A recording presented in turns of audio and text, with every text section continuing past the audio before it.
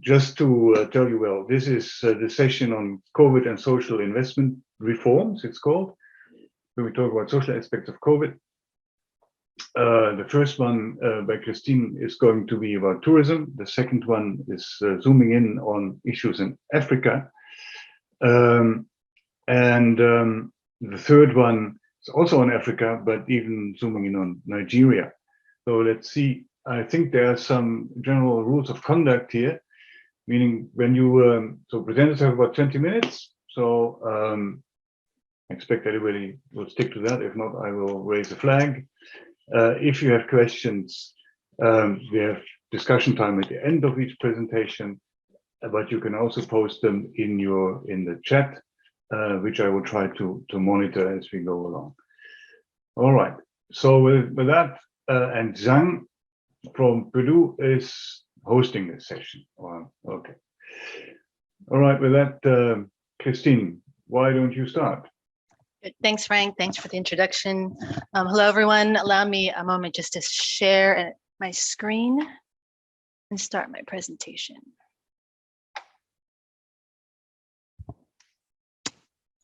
How's that look? Works really, perfect. just first challenge already overcome. Great. All right. Hello, everyone. So today I'm going to present some preliminary work examining the COVID-19 recovery, focusing on the tourism sector.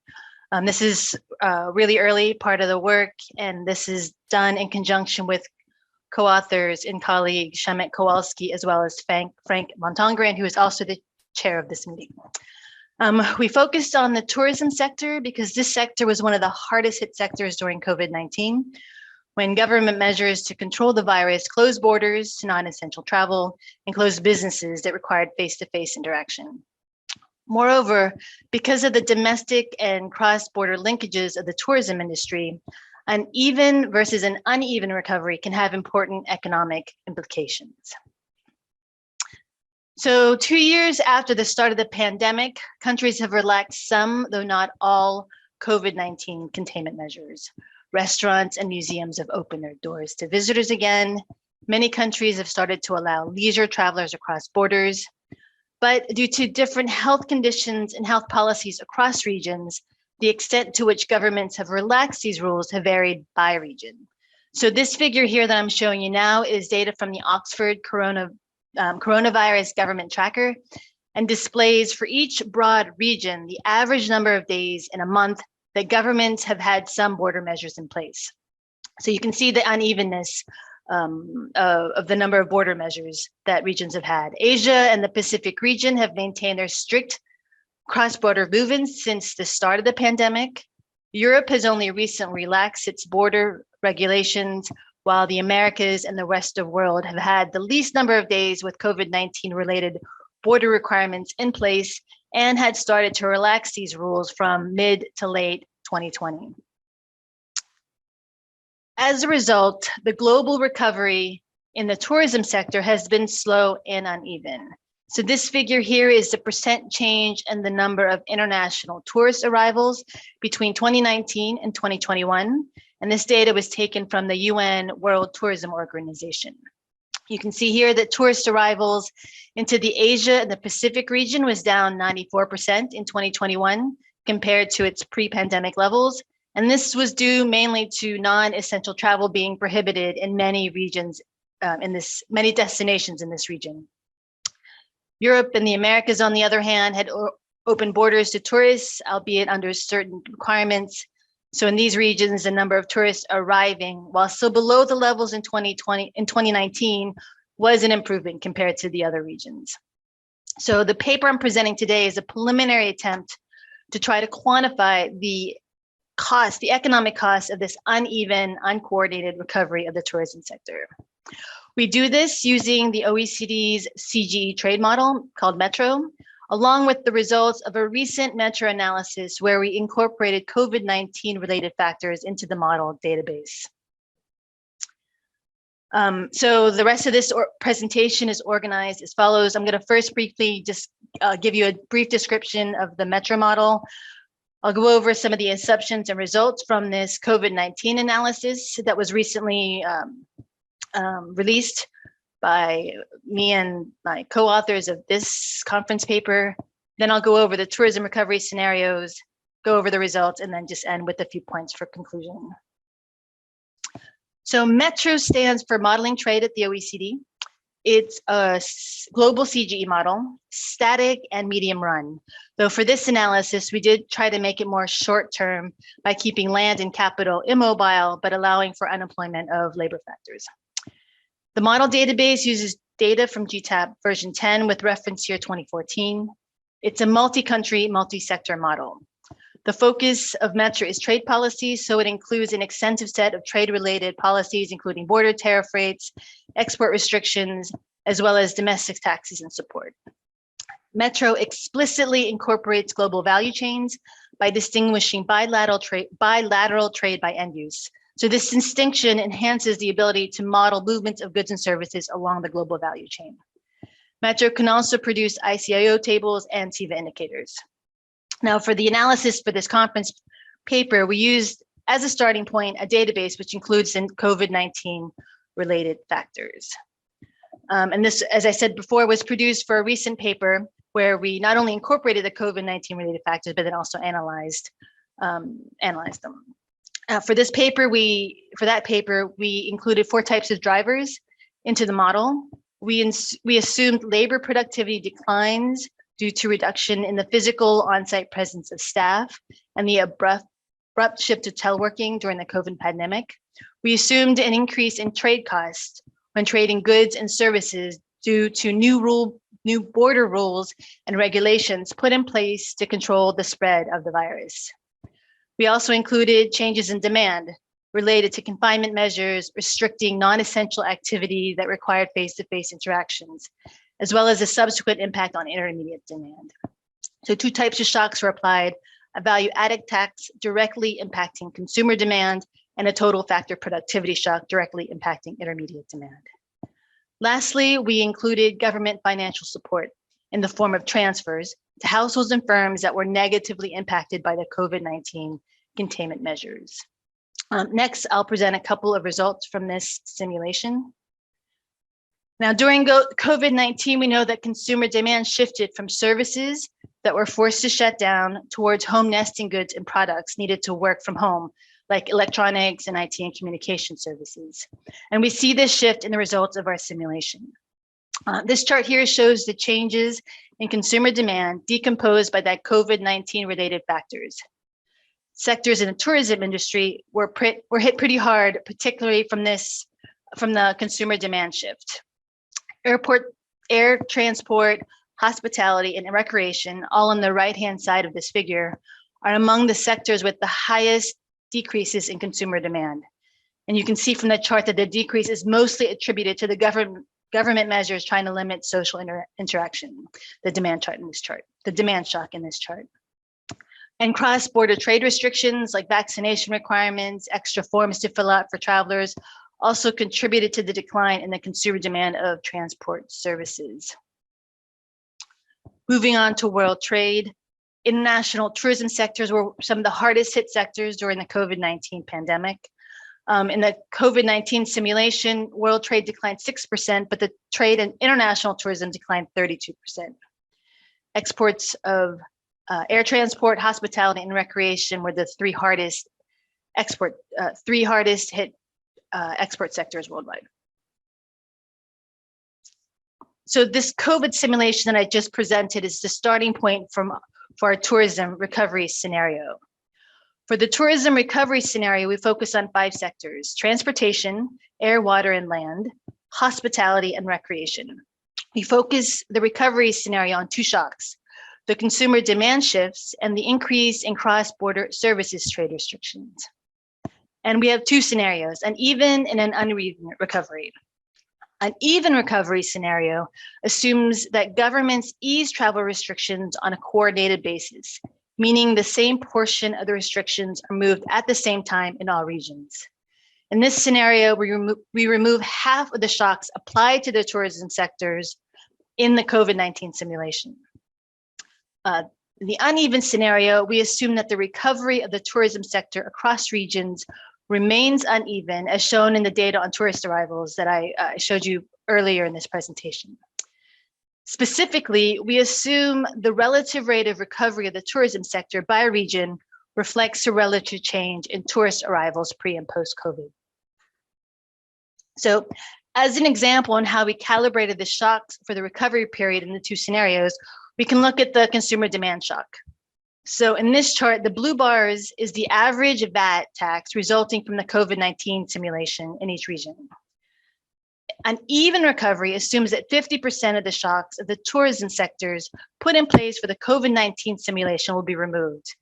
So the light blue dashes inside the blue bars then is the average VAT tax in the even recovery scenario, which is about half the COVID-19 VAT level. Using Mexico as an example, the average VAT tax on the tourism sectors is reduced from 148% to 75.6%. For Southern Europe, which includes Spain, Greece, Cyprus, and Portugal, the average VAT tax on the tourism sector is reduced from about 78% to 52%. Now, for the uneven recovery scenario, the relative rate of recovery of the tourism sector in a region reflects a relative change in the international tourist arrivals pre and post-COVID. And the turquoise blue diamonds in the bottom half of this chart represents this percent change. So you can see that Mexico has the lowest difference in tourist arrivals. So we consider this the best recovered. And this country then, so Mexico is then used as the country of reference. So we assume that Mexico, for the uneven recovery scenario, has the same rate of recovery as the even, has the same VAT change in the VAT tax as in the even recovery scenario. And then the rate of recovery of the other regions are then relative to Mexico's change. So tourist arrivals in the Southern European region, for example, is still 58% lower than it was in 2019. So this means that the tourism rate, recovery rate for Southern Europe is only half that of Mexico.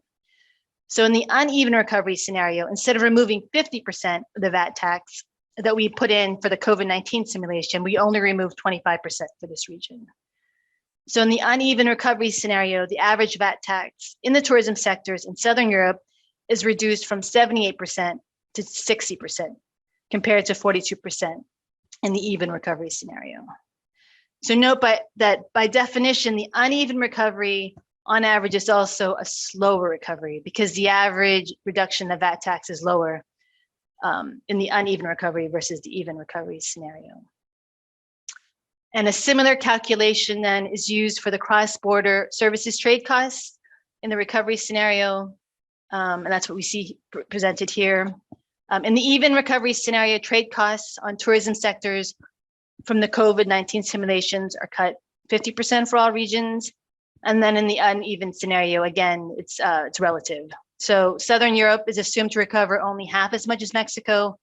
Therefore, in the uneven recovery scenario, the trade costs from COVID-19 are reduced only 25%, 3.9% to just 2.9%, instead of the 1.9% in the even recovery scenario. So moving on to results, we see that an uneven recovery in the tourism sector an even recovery in the tourism sector would increase real GDP with respect to the COVID-19 baseline by 3.3%. The Americas region would see the strongest recovery at 6% and Europe second at 3.9%.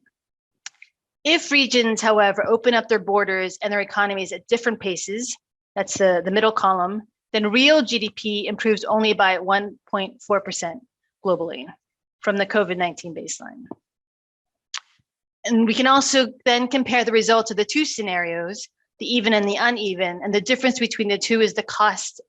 We can consider the cost of the uneven recovery. So using this definition, we compute that the world real GDP from an uneven recovery would amount to we compute the world real GDP from an uneven recovery would amount to 1.4 trillion US dollars, and half the loss would be accounted for by the Americas.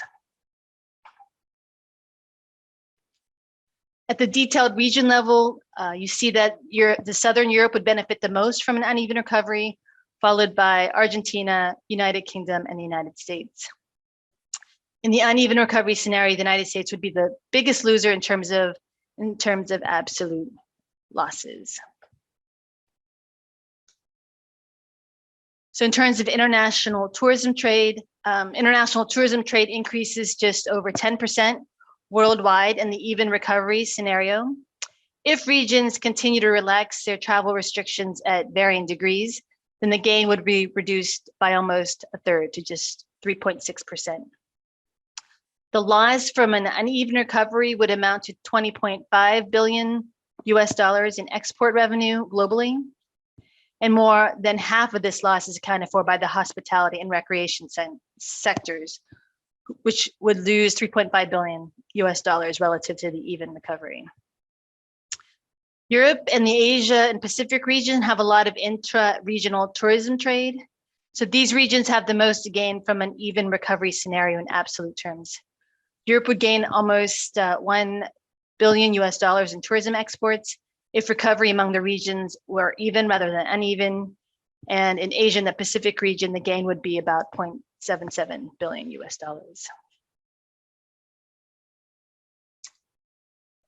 Recovery of the tourism sector has positive effects on the broader economy. The tourism sector directly benefits from a relaxation of COVID-19 measures in the simulation. Global production of the tourism sectors increases 7% in the even recovery scenario, and inputs into the tourism industry also benefit from increased consumer demand of the sector. You can see here that global production of food and beverages increased 3%. Retail trade, which is a main input of the hospitality sector, increased 4%. An uneven recovery, however, in the tourism sector would see total global output increase only by 1.3%. which translates to a loss in global production of $2.5 trillion relative to the even recovery scenario. The tourism sector would lose the most if recovery was uneven. The output in the tourism sector is 4% relative to the even recovery scenario, and output in other sectors that are used as input into the tourism sector loses about 2% relative to the even recovery scenario. So in conclusion, given the characteristics of policy measures put in place to limit the spread of COVID-19, it's not surprising that the travel and tourism industry are among the hardest hit. Countries have reduced some of the COVID-19 containment measures. However, the recovery and relaxation of the measures have not been at the same pace. So this paper tries to quantify the cost of an uneven and slower recovery of the tourism industry. An uneven recovery amounts to a real GDP loss of $1.4 trillion relative to an even recovery scenario. International tourism trade recovers 3 times less under the even recovery scenario, and helping the tourism sector recover helps other sectors due to production linkages. But an uneven and slow recovery of this industry results in 4% less production than under the even recovery scenario. So this is a preliminary analysis. As I said earlier, we recognize that there is further work that can be done, especially in disentangling an uneven recovery versus a slower and uneven recovery. Thanks for your time. I'll stop sharing now. Yeah, thank you very much, Christine. Excellent. So now we have some discussion time, about 10 minutes or so. Are there questions? Yes, I already see one. David? Hi, yeah, thank you very much for the presentation. It's really interesting work. Yeah, I'm just wondering 2 questions. So first of all, just on the baseline side, I missed the first 2 minutes of this, so I was wondering, so how did this reconcile with kind of the real world data on the kind of impact? And if you could explain just quickly how you did that again, was it you forced the trade changes, or was it through imposing the trade cost? And then secondly, I was also wondering, maybe as an extension to this, did you account for, so for example, let's say the UK eased all their restrictions, but then they can't take the full benefit if other countries have kind of outward trade outward costs of tourism. Or like Mexico during the whole time had no entry restrictions, but obviously they can't see that full benefit because, say, I don't know, the US doesn't allow people to come back from Mexico if they go on holiday there because they have restrictions. So was there any accounting for like the kind of direction of those costs, or have you considered how that might impact things? Thank you. Did you get all that, Christine? David came through a bit difficult. Yeah, so I heard the first two questions on the baseline, but I didn't quite capture the last question on the cost question. Maybe you can start answering the first two that you understood, and then we re-ask David to come back with the third one. Yeah, no, so good question on the baseline. So that one, what we tried to do is really use real world data as much as possible to calibrate our simulation, our shocks.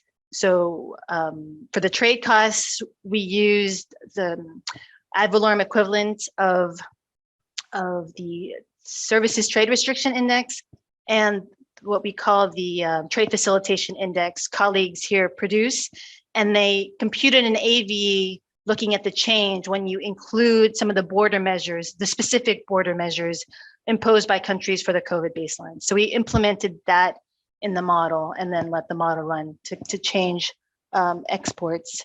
And then as far as how, so we tried to basically replicate 2020 using 2020 data. We did a good job on an aggregate level, looking at real GDP. We compared the real GDP outputs that the OECD produces and IMF produces, and we get close for a lot of countries, not all. Some of the shocks, especially the demand shock, was kind of hard to produce because there were really large changes that we could not fully implement into the model. Yeah, and then so I'm not sure if that answered both your baseline questions, and then you have to repeat the question about. Yeah, it did. Sorry. Let me know if you can hear me. I'm in my office, so it's maybe slightly noisy. So yeah, the second one was just like whether you considered the direction of the costs. So for example, even if like Mexico, for example, they had no restrictions throughout the entire time, but they obviously can't see that full benefit if other countries have kind of outward costs to tourism, or like the UK now has no restrictions, but if the rest of Europe does, then they obviously can't see the full benefit. So is there any accounting for that, or would you consider how that might like change things? Yeah, so we did not take that in consideration because we basically removed restrictions all at once.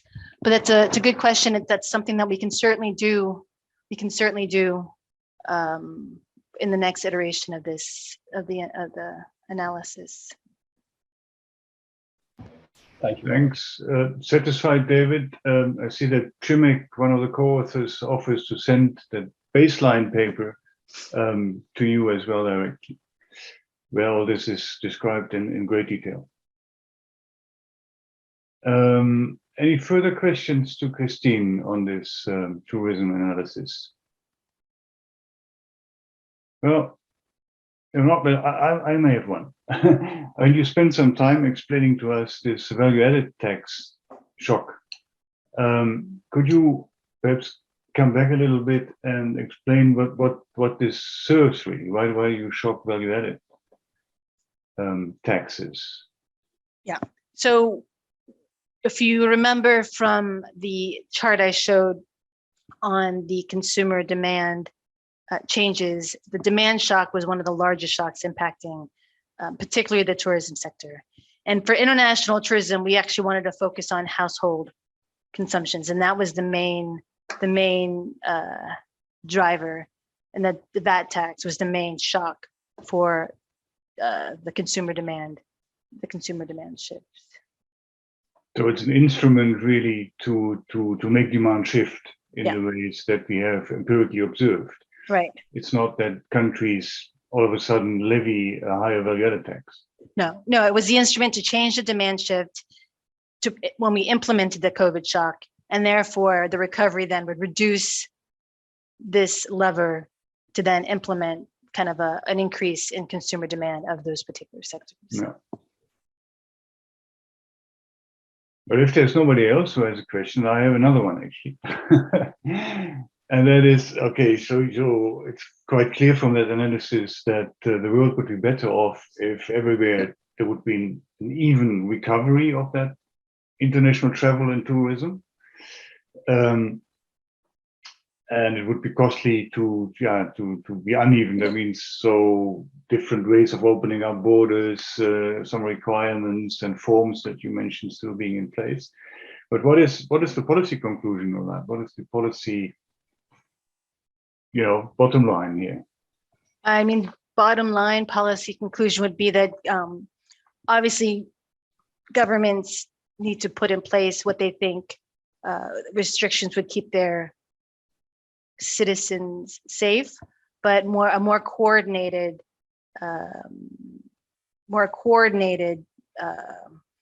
sort of planning on border relaxations, especially since international trade or international tourism has a lot of those cross-border linkages. A more coordinated change in these policies would benefit and would help move recovery towards a more even recovery rather than an uneven recovery. Yeah. Thanks, Christine. I don't see any more flags or questions in the chat appearing, so I think we're well in time here.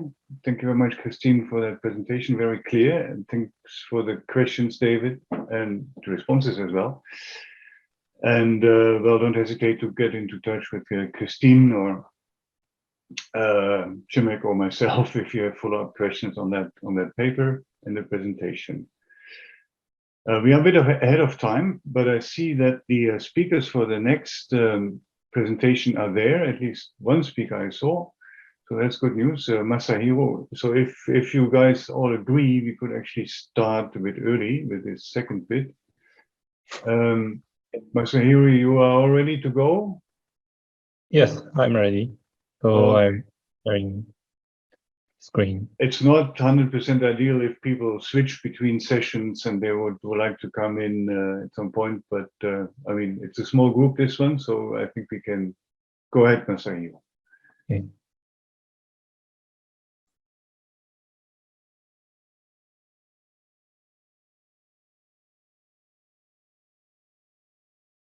Okay. Almost perfect, but it's not in presentation mode. Yes. That's in presentation mode now. Fine, thanks. This is just presentation. Okay, thank you very much. Thank you very much for your attention. My name is Masahiro Abe of Pacific Consultants in Tokyo, Japan. So I'd like to start my presentation about analysis of future international trade and logistics in Africa, considering major risks and opportunities in the post-COVID-19 world.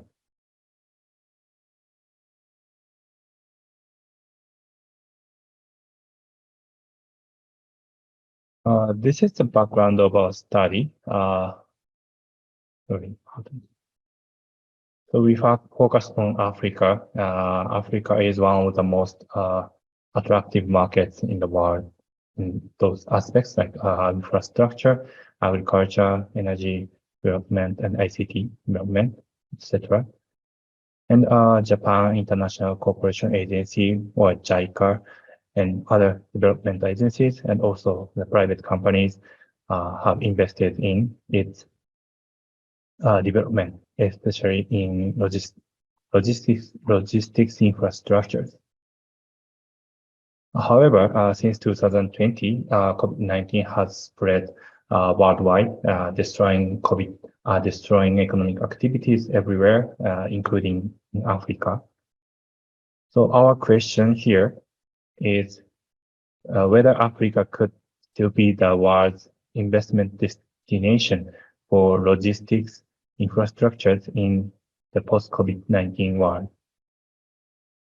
So this is why we set our target here to estimate Africa's future international and intra-regional trade, considering risks and opportunities.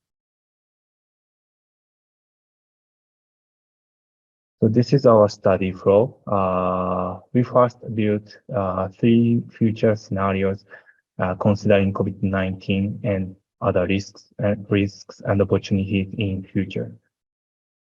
The second step is scale. It estimates the scale of international trade from 2014 to 2040 in Africa under each of the future scenarios. In the third step, we estimated the logistics cost reduction rate by country or region when logistics infrastructures are developed in Africa using the global intermodal logistics network simulation model, called GREENS model, developed by Dr. Shibasaki of the University of Tokyo. The fourth step is the second GTAP-RD model simulation with feedback of the GREENS model estimation result to the GTAP-RD model.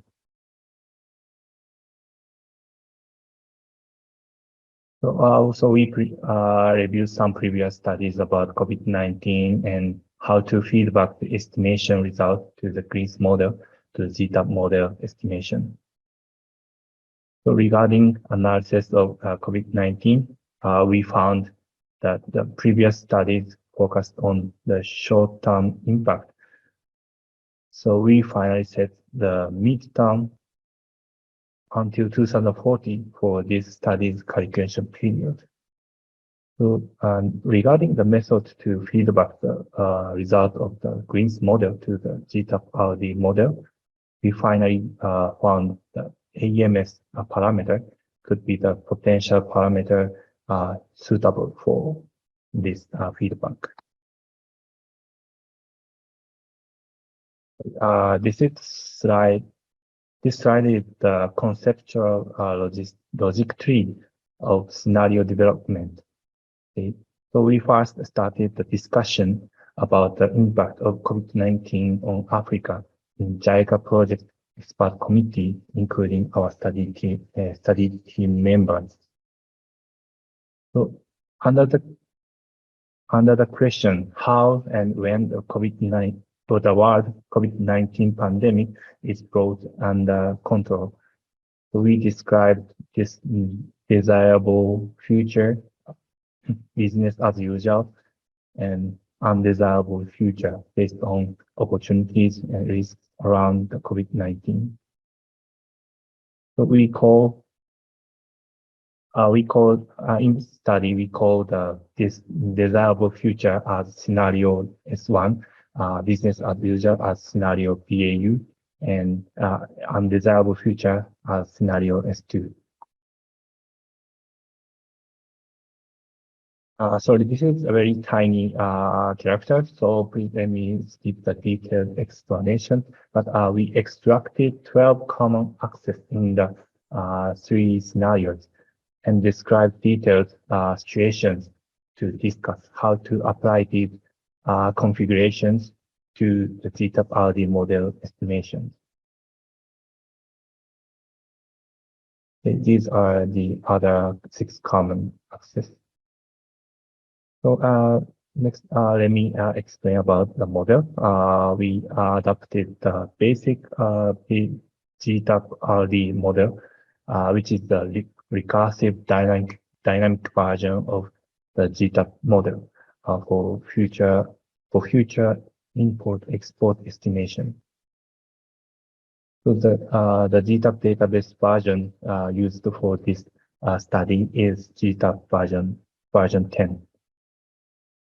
The calculation period is from 2014, the base year of GTAP 10 to 2040 for totally for 26 years. So the regional classification is 34, and the industrial sector's classification is 16. This is the detailed information.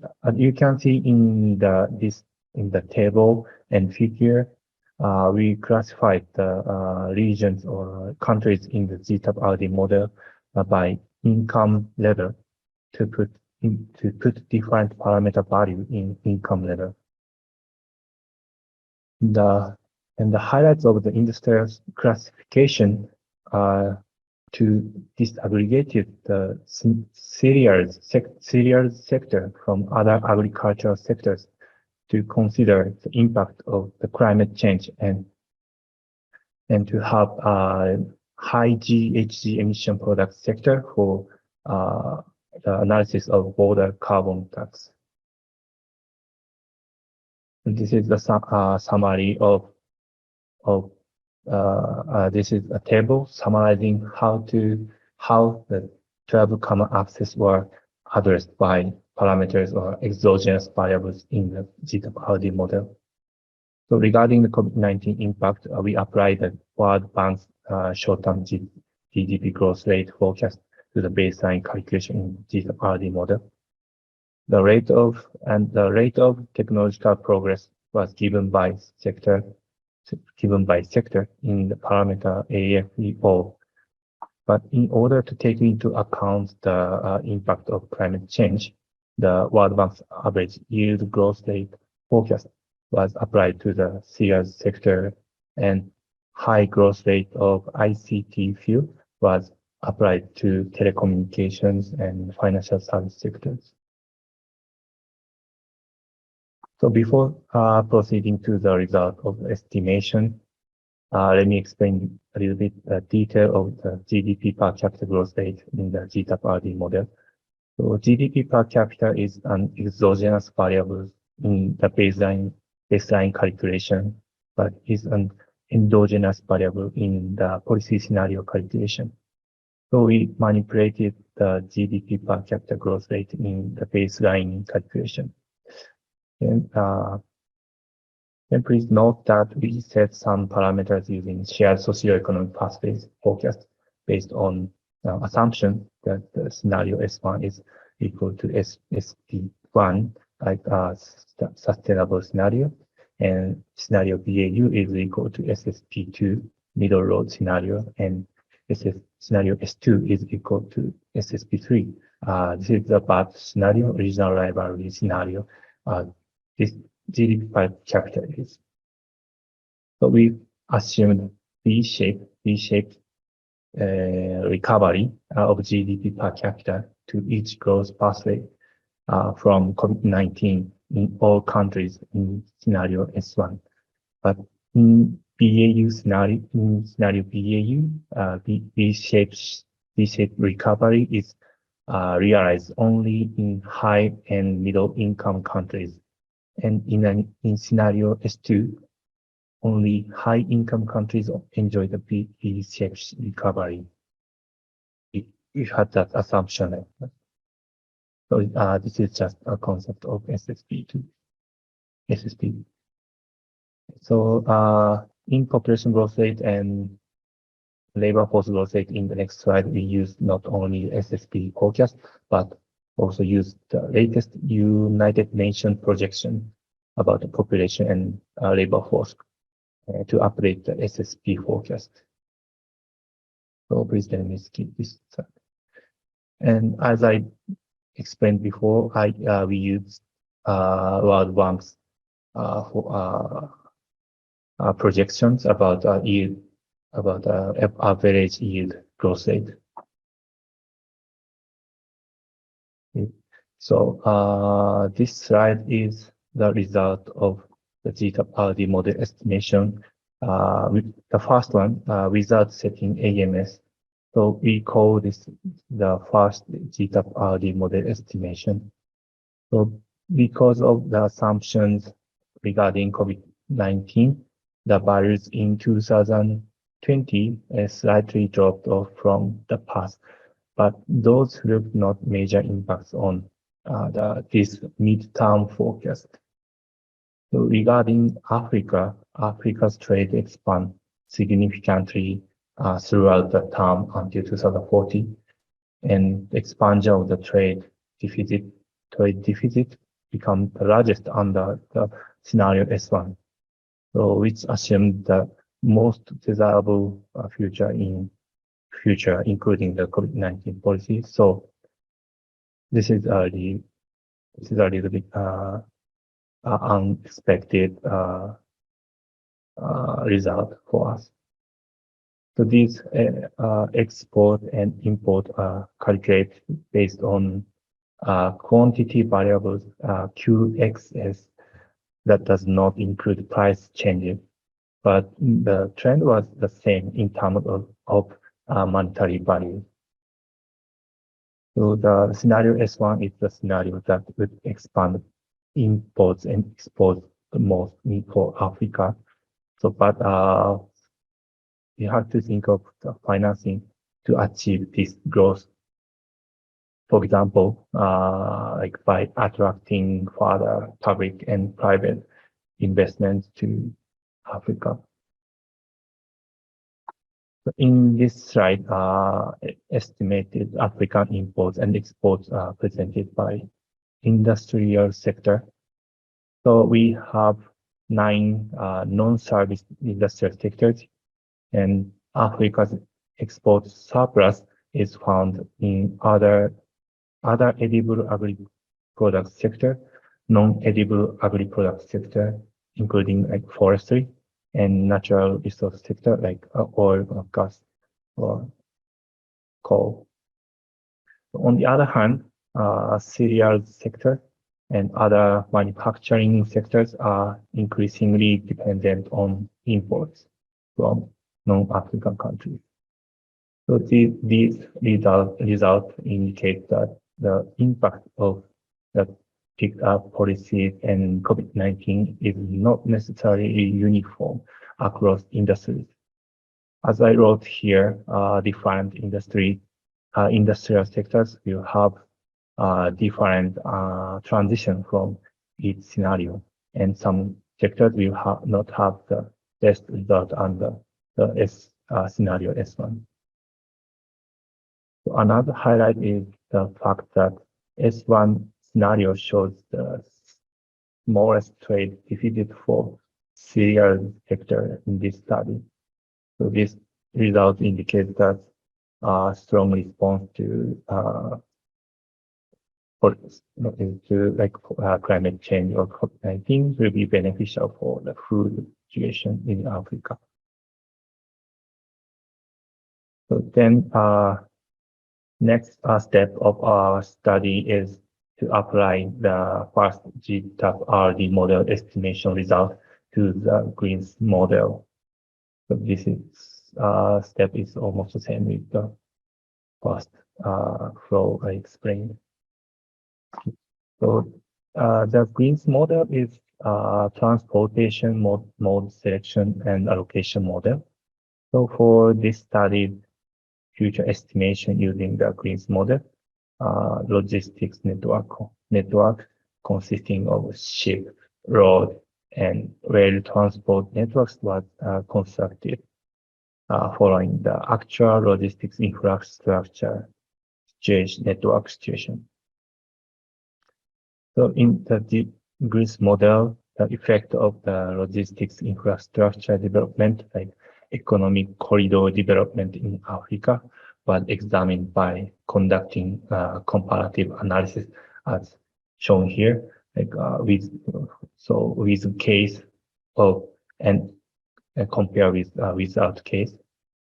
Then the data set and the parameter for these analysis were set based on the information brought by field interviews and related documents from African Union's program for infrastructure development in Africa called PIDA. So these figures show the result of the Greens model estimation. The figure on the left side is the estimated cost reduction rate during 2016 to 2030, and the right side one is the during 2030 to 2040. So based on these results, we calculated the average cost reduction rate between 2016 to 2040 and applied it to the second GTAP RD estimation as AMS parameter. So this is a part of the second GTAP RD model estimation result. So we compared the result of the first estimation, which was done without AMS, and second estimation with AMS. Africa's export with AMS are higher in 2040 than that without AMS, while Africa's import with AMS are slightly lower than that without AMS. So Africa's internal trade, you can see on the right side, African trade with Africa's internal trade with AMS is higher in 2040 than that without AMS. Then this is the conclusion of our study. The first one, GTAP-RD model estimates showed Africa's international trade expand, especially on the most under scenario S1. In this scenario, we assume the V-shaped recovery from COVID-19. So, however, the impact of COVID-19 or impact of COVID-19 and other factors are not uniform between regions and industries. And expanded import surplus can be interpreted as indication of necessary for policies to strengthen African export competitiveness. Then for Africa participating in the global supply chain. The second one is the GTAP-RD model with Green's model estimation result indicate that export higher in 2040 than without AMS, while imports are lower than before AMS was set. Finally, our findings are expected to use improved and prioritize plans for the development of logistics infrastructures, such as economic corridor development. However, we just adapt just especially for the second GTAP model estimation, we just tried only for the scenario S1. So, but we have to think of the other scenario, BAU and S2 scenario, which is more realistic to the real world. Yeah. Okay, so thank you very much. This is our presentation. If you have any questions, very appreciated from me. Thank you very much. Thank you very much, Masahiro. Very impressive work and very impressive presentation too. And even you managed to stay in time. Very much material to present. Could you stop sharing so we can? Sorry, yeah. Yeah, thanks. So yeah, so time for discussion. I must say I personally like very much the approach of using different scenarios that to try to capture some of the uncertainties that we have. If I may just by way of kicking off the discussion, pose a question to you. I mean, you were basing your recovery scenarios on the SSPs. And I saw that basically, yeah, for the rich countries, at least it means going back to where we were before. So there's a dip, a V, and then up back to normal in terms of growth rates. Now, in recent times, new projections are coming out. IMF, the World Bank, and the OECD yesterday actually has made also the economic outlook that looks not quite like that. So not back to the original levels of GDP that we had pre-COVID. So the question then is, I know that people are also now start to work on update these SSPs. My question is, so how much are your results, first question I have, influenced by your SSP assumptions essentially there? And would you see a reason to kind of adapt them a little bit with newer insights about the COVID impact and now the impact of the Russian aggression in invasion in Ukraine? Okay, thank you very much. So So I think SSP was published in 2013. That is a little bit. So we understand we have to update that in data. So we this time we adopt not only SSP but the latest projection of the United Nations population and but COVID-19 but GDP growth rate. As you see, we understood the necessity to adjust the to the new one. Then adapted the estimation of the impact of COVID-19 released last year, 2021 June from World Bank. So that is still a little bit old than the newest one. So what should I say?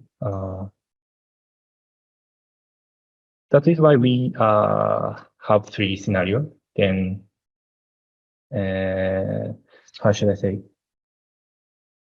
Not to focus on the value or the result of one scenario, but I think the meaningful one is the range of the difference of scenarios. Like the S1 is a good one, S2 is a bad one, but we have that is the risk, the range of risk of amount, scale of the risk of our study. So I understand. Yeah. Well, I was struck. I mean, the results for Africa in particular of these SSP extrapolations seem to imply that Africa does not industrialize at all. They keep exporting kind of commodities in the GTAP RD, and they import more industrials. Yes. So and then you see this widening trade balance as well. And that, I mean, from here over the horizon until 2040, I mean, it's a question, I think, whether this makes sense. yeah. So I understand in GTAP model. I think not only GTAP RD model, GTAP model, it's difficult to have a very strong, how should I say, very big change in the economic industrial structures. But we tried that in the model, but I'm difficult. And our team is how to export, how to self provide the agriculture like cereals by Africa itself. And sorry, difficult to answer. But there was this just in relation to that issue of changing structure of the economy. There was this especially issue of the Journal for Global Economic Analysis on the baseline. We called it the baseline project. And there's some papers that discuss that issue a little bit. Maybe could be useful for you to have a look. But I have another question if nobody else raises a flag, and that has to do with AMS and GLIMS. And my question is how you translated the results from this GLIMS to the size of your AMS shock. And in relation to that, whether you also have had a look at the trade facilitation indicators that the OECD produces, that may be useful in that context. Just in case you don't, I just put a link in there. But while you think about responding to my first question, so how do you translate the GLIMS into AMS? And then Christine has also a question. Actually, just before that, if you can just explain briefly what the GLIMS model is, because I'm not familiar with it, just before you answer Frank's question, just briefly. Okay, so this GLIMS model is the transportation model. Then in the GLIMS, because our team member is here, but maybe they are very familiar with that. Other than that, I mean, but Green's model is transportation model, then calculate the can make a comparative analysis with case and without case of the infrastructure. So then we can calculate the difference with case and without case. Then from that result, we estimate the cost reduction effect. So how many percentage from the year? Sorry, a little bit detailed explanation in our paper, but sorry. I mean, if any of your co-authors wants to come in to complement what you said, please feel free. So you have some kind of a percentage cost reduction on a sector by country bilateral basis or something. The Greece model is about mainly about container cargo. So our objective is that is why our objective is non-service industries. Non-service means agriculture, manufacturing. Yeah. And then the result of the Green's model is just by the region. So how should I say? From Japan to the United States, the cost for transportation decrease like 5% or something. Okay. It's not. I'd like to add something about this model.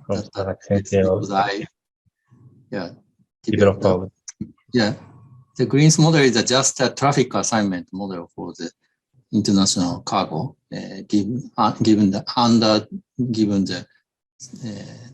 shipping demand, cargo shipping demand, and the transportation network. Both of them are given. So it's a kind of global size traffic assignment model, considering both, including both the land and the maritime transportation. Yeah. So, okay. So your GTAP results tell you that there's more exports of commodities from Africa, which are not shipped normally by container. But your imports are industrials and stuff that can be transported by container. Yes. So I think automatically you will have a situation that you will have more effect, let's say, on the import side from your simulations, because you're focusing on the container trade, right? Yeah. So that is why. Yeah. Yeah. All right.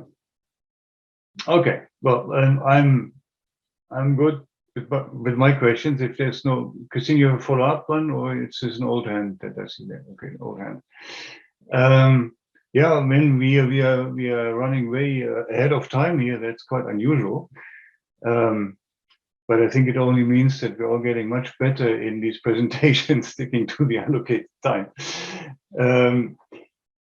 Yeah, if nobody objects to that, I think we can move on and thank Masahiro as well as Shibasaki Zhan for their presentation and sharing their insights. And I think we have actually in the room also the speaker for the last paper in this session.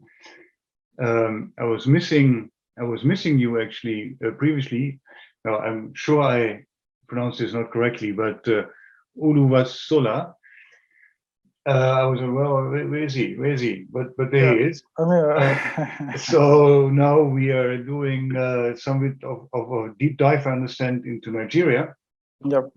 So after the first paper presented by Christine was about the whole world, second paper was about African continent, and now we're zooming in one country on the African continent, where I think a lot of things are going on, especially right now in the context of tensions in the oil markets and everything. But this is, I think, not your topic. Your topic is about value-added tax and social investment reforms in Nigeria. So like the others, you have 20 minutes, a bit ahead of time, and then, well, have a go at it. Okay, all right, thank you very much. Let me share my screen.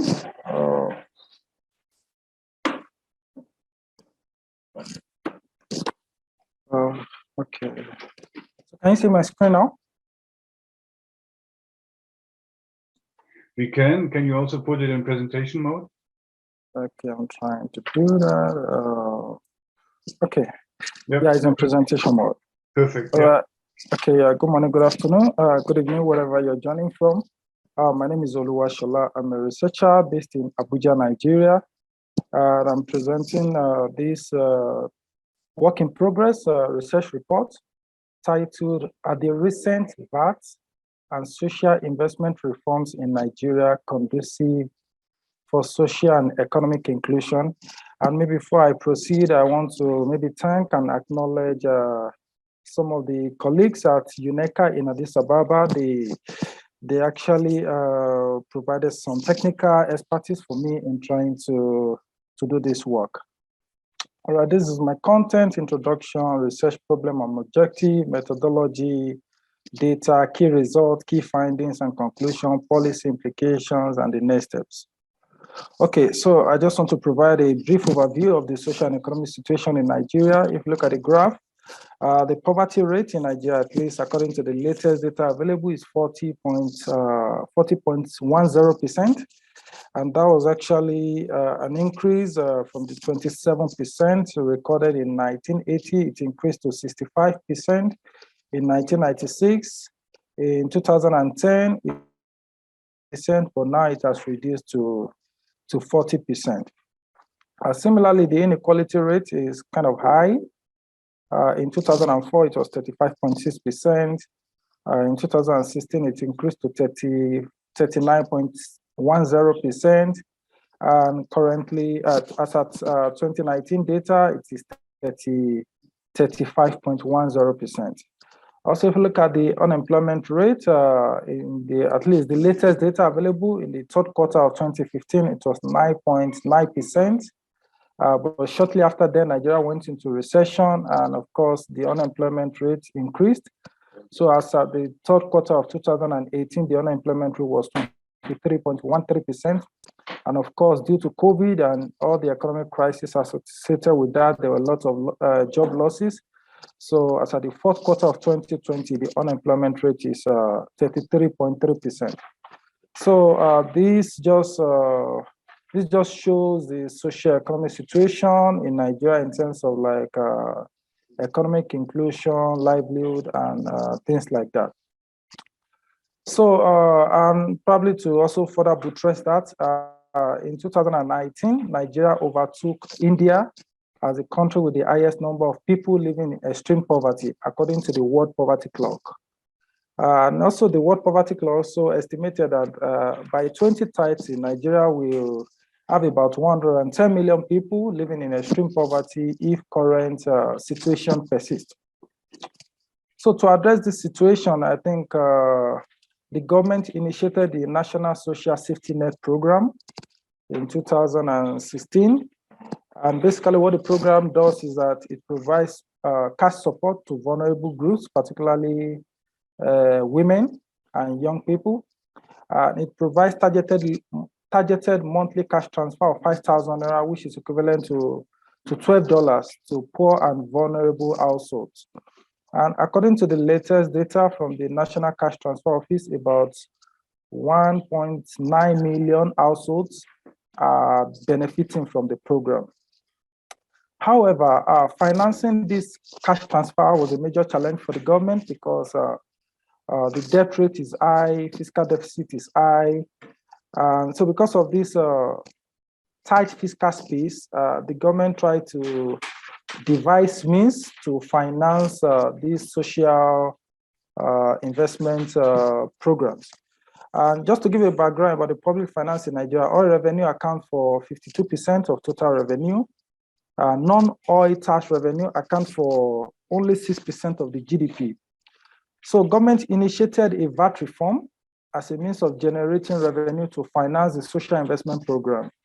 So what government did was to increase the VAT rate from 5% to 7.5%. So the basic idea is the social investment program, that is a cash transfer, may be helpful for poor people in terms of improved income. But I think some analysts have argued that the increase in the VAT, increasing the VAT rate to actually finance this cash transfer might actually erode the benefits of the program, basically due to high prices and lower real income. But currently, there's no documented empirical evidence on the economy-wide impact of these reforms. So this is why I undertook this study, and the result I'm going to present, they are preliminary. We are still trying to improve the modeling.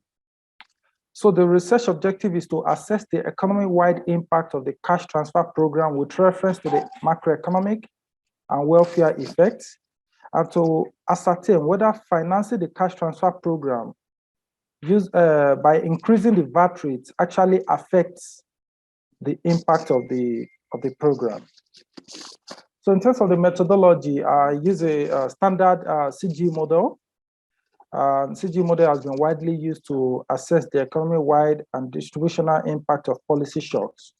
So specifically, I'm using the PEP11 model developed by Decalue. The PEP11 model is a single country static model.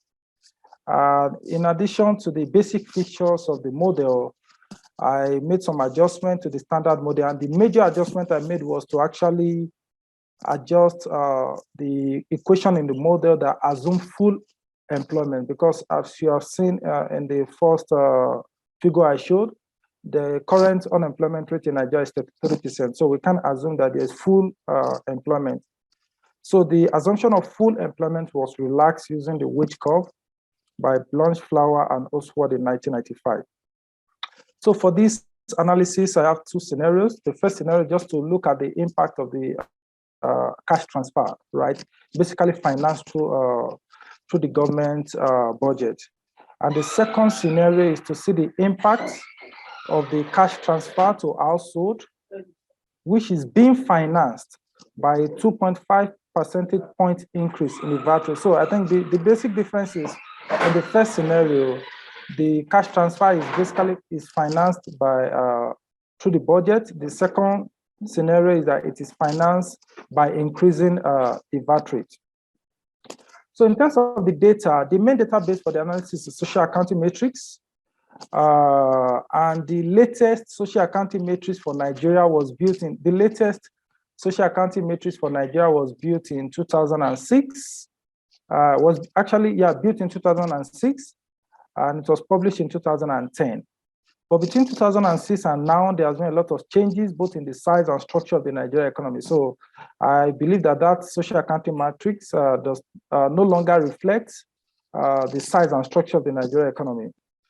In the absence of a new social accounting matrix, so what I did was to update the matrix, and I used the cross entropy method developed by Lemelin 2013 to update the SAM to 2016. And I think when I submitted the first draft of this report, I was made to know that there's a new 2019 social accounting matrix that was built to do some analysis for the impact of the COVID. I think it was built last year, but unfortunately, the authors of the SAM are not willing to release it, at least yet. They probably want to use it for their own research before they make it publicly available. So I was restricted to just updating the SAM to 2016. So, and data for updating the SAM was obtained from this database of the Central Bank of Nigeria. So in the updated SAM, I have 25 sectors and 26 commodities. I have 5 agents, rural household, urban household,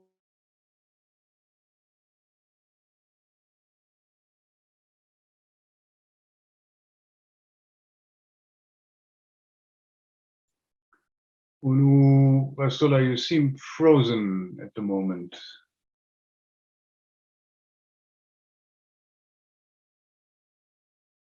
On the screen, at least.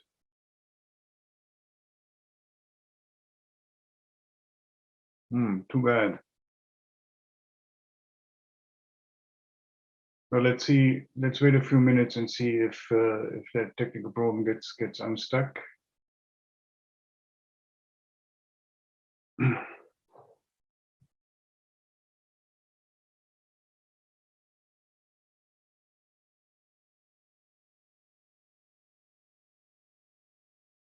Okay, it seems Oluwasola is out of business for the moment. Let's see if he can come back.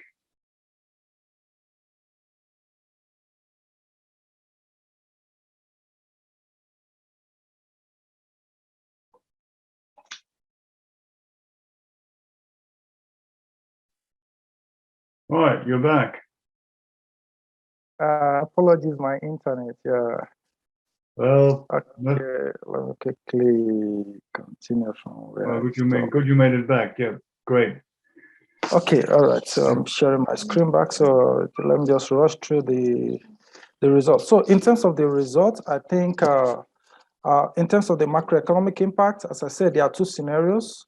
One scenario is that the cash transfer program is just financed through the normal budget process, while the second scenario is when it is financed by increasing the VAT rate.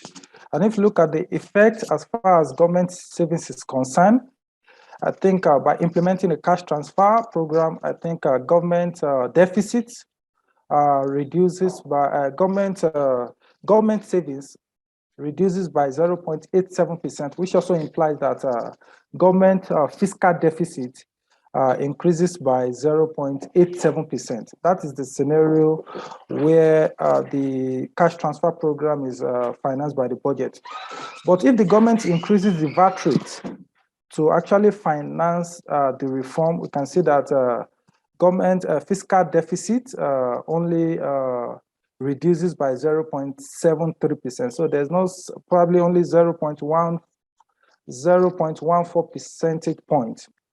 In terms of the unemployment rate, the cash transfer program reduces the unemployment rate by 0.37%, compared to a scenario where it is financed by the VAT increase, but where it is financed by VAT, which reduces the unemployment rate by only 0.24%.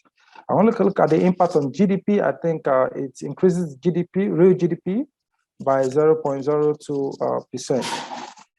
In terms of the consumer price index, the cash transfer program increases the consumer price index by 0.18% when it is financed by the budget, and 0.20% when it is financed by increasing the VAT rate. And of course, the increase in the consumer price index is actually as a result of the increase in the purchasing power of consumers that was actually induced by the additional income from the cash transfer. Also, look at the impact on household income. Just as I said earlier, the household, we have two households, the urban household and the rural household. And under both scenarios, I think the impact is much higher for rural household than urban household. And the reason I can think of for that is that, like before now, the government has been providing some kind of like cash transfer for urban household.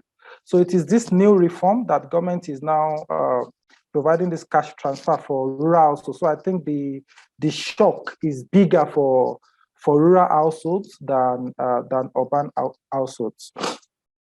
So this also provide the impact on the consumption of different commodities, crop, livestock, fishery, and the rest of them, but I think it's too tiny, so I don't want to go into that. So basically, in terms of the impact on household welfare, and according to the PEP model, the household welfare is basically measured by household consumption budget, how much is available to cater for that household consumption.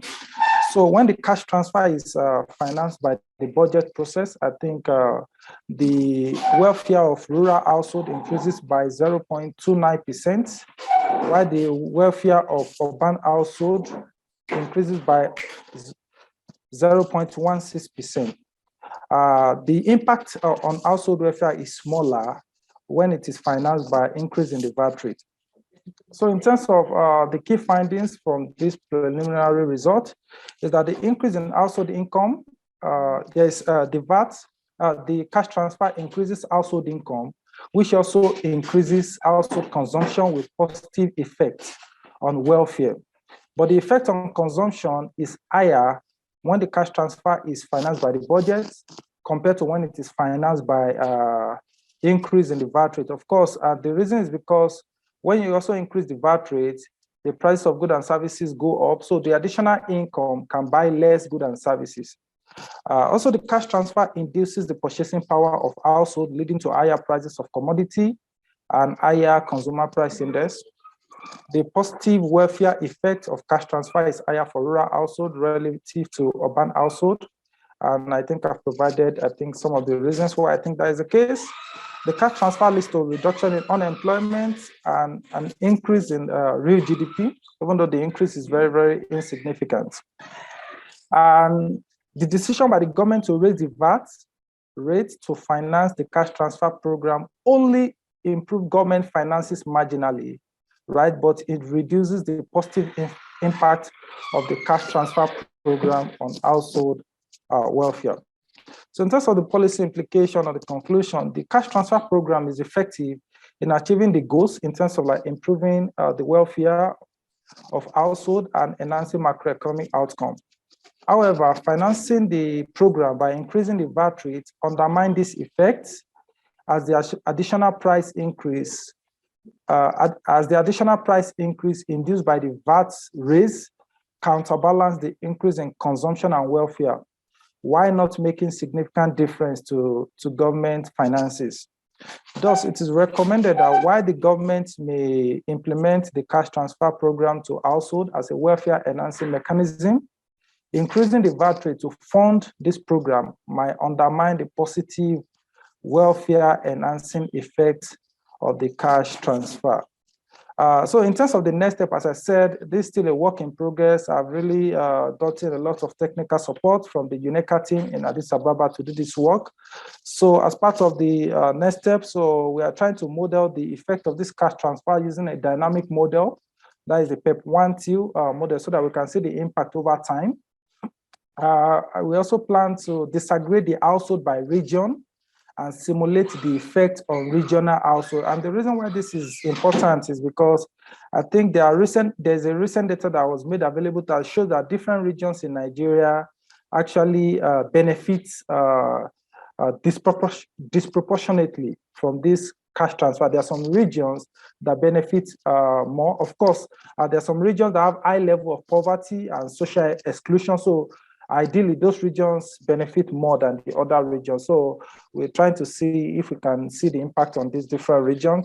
So in addition to that, we also plan to conduct an FGD analysis using DSP in Stata to further assess the impact of the cash transfer program on poverty and inequality. And if you look at when I was talking about the data, the elasticity and parameter I used for the analysis was based on the work of Decalo in 2001. So I think it's appropriate to conduct a new regression estimation to obtain new values for elasticity. I'm probably using more recent data to obtain new values for elasticity and perimeter. And in addition to that, to conduct a sensitivity analysis by varying the elasticity so as to be sure that the result I'm getting is not as a result of the parameters I'm using. So thank you for your listening. I look forward to your question, comments, and suggestions. Thank you very much. Thank you very much, Oluwasola. And congratulations on coming back technically as well. No, very good. Yeah, any questions at this point? Or should I do my thing and do some ice breaking maybe? Christine. Thanks for that very interesting presentation. I actually just have a quick question about I guess the database maybe. I think Nigeria has a fairly large informal sector. I'm curious if the SAM you use takes that into consideration. If not, how did you adjust? Did you adjust? You're shocked. and how sort of incorporating an informal sector might impact your results. Thanks. So should I answer this question, or I should take a few more questions, or how does it work? No, go ahead. Unless you Okay. want to use the time to reflect a little bit. No. Okay, let me answer this. I think I can. Basically, the SAM, the 2006 SAM, does not contain the informal sector, right? So I think I didn't take that into consideration in my shock, in my simulation. But from my understanding, the new SAM that was built last year for the COVID-19 analysis contained the informal sector. But unfortunately, I don't have access to this SAM yet. I contacted the team that built the SAM, but they're not willing to release the SAM for now, so I understand that. So, yep. If I may, I have a related question a little bit. Okay. And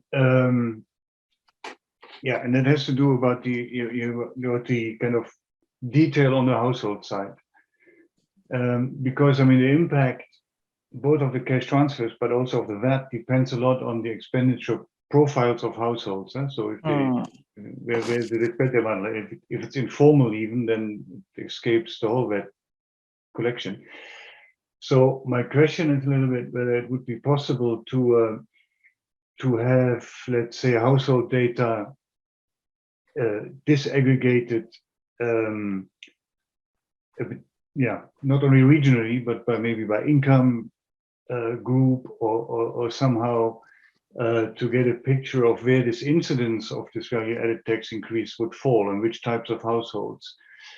So I'm not suggesting to make super big model with all the households there, but even translating in kind of a micro simulation where these price changes to the household level could provide some insights maybe. And I think the PEP group in Quebec, they actually have been pioneering quite a bit that work, but I don't know if those data are available at all in Nigeria. But I mean, for me, it is, yeah, the regional dimension is an important one, I think, but maybe also the income dimension or composition of households. I don't know what the relevant dimensions they are for you. Yeah, thank you, Frank. Yeah, I think the current data, the 2006 SAM, contains regional disaggregation of household. I think in Nigeria we have 6 regions: the Northwest, the Northeast, the North Central, the Southeast, the Southwest, and the South-South. So the SAM contains these 6 regions, and also disaggregate further by looking at the rural and urban dimension of household in this region. So in the SAM, it actually contains 12 household categories by the 6 regions and the rural household, rural-urban divide, right? The reason why I had to aggregate the entire household was because at the point I was doing the analysis, I couldn't get data on the cash transfer to household in the regions, right? So that makes it a bit difficult. I only got, this is the cash transfer to household as an aggregate, right? So, but just as you suggest, yeah, I think I will look into that. Now, I think, as I said, there's a new data which I found on the website of the cash transfer office, which shows the beneficiary in each of the regions. So with that, I will be able to do some kind of like region analysis. Then in terms of the income level, I think that might also be possible because we have this living standard measurement survey data done by the National Bureau of Statistics and the World Bank. So I think I can exploit that data to actually see if I can disaggregate the household by income categories. But I think it might be, it will definitely be mutually exclusive because maybe it will be possible I can do the regional disaggregation, then also now go do the income, disaggregate the household by income, because from my understanding of the data that is available, it will be difficult for me to do the regional disaggregation and at the same time I want to impose the income level. Like it's really be complicated. But I think it's something I'll give it a try. But it could be complementary. Yes, okay, complementary, yeah. Because I mean there's a distributional aspect to this value-added tax as well, huh? But normally those are considered to be more digressive as compared to some other type as income tax, for example, because everybody buys stuff, so the incidence is relatively bigger on poorer people. But if these poorer people actually do not buy stuff in the let's say formal economy, but more the informal economy, that escapes this whole bad thing. You see, so I don't know. Maybe that's an avenue to explore. I had another question on the unemployment. I don't know if I understood that right, but what your slide there seemed to suggest that under the value-added scenario, the unemployment,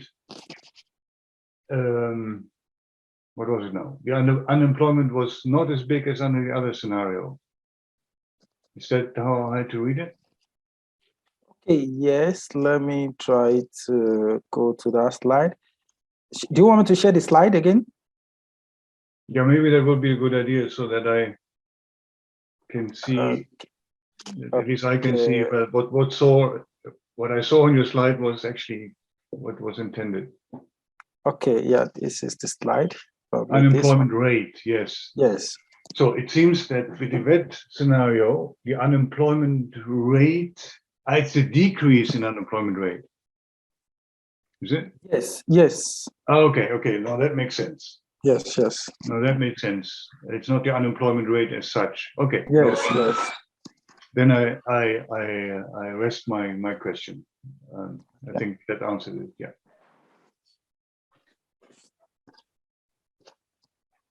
Okay. I see no more flags or hands or whatever. So I guess everything was pretty clear. Yeah. So let me just. I mean, we are way ahead of time. Unusual for these conferences, but as I said, I guess we're all getting better in sticking to the allotted time in this kind of presentations. I think all the three presentations were very clear and insightful, treating different aspects of the global economy and the mess in which we are right now. As I said, I mean, from a global, not one sector, but a global perspective, the tourism industry argument that Christine put forward was, yes, it's important that countries get together and coordinate opening up these borders.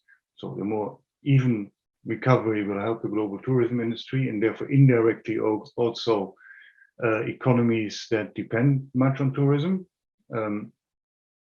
That's a message. Then we got Masahiro and colleagues talking about the impacts on logistics. Logistics, in fact, and the implications for investments and recovery in Africa, also very interesting work, linking models, in fact, which is never an easy thing to do, as we know. And then finally, Oluwasola talking about tax reforms and social programs reforms and how to finance them using a single country approach. So in a way, all this is complementary, and I would venture that the social programs, I mean, become even more important now in this recovery period somehow. I mean, with a third of your population or your working age population out of work there in Nigeria, I mean, that's a lot of labor force that's just idle. That has a huge impact on the economy and the production and output and everything, I would assume. Now, I guess a little bit, the government is safe because oil prices are high and more than half of their revenues comes from oil, but still, I mean, that's just not, hopefully not going to last. And as we know, that can be mixed blessing too, if this kind of resource boom, comes into the economy and it's not treated well, and it leads to all kinds of adverse effects as well. So good luck for you there. And good luck for your analysis, and hopefully it will have some impact in the region as well. Thank you very much, Frank. So with that, folks, unless there's somebody else who wants to say something, I would like to close that session, thanking again all the speakers for their contributions, and enjoy the rest of the conference, I would say, and see you at some point in the future, hopefully in person.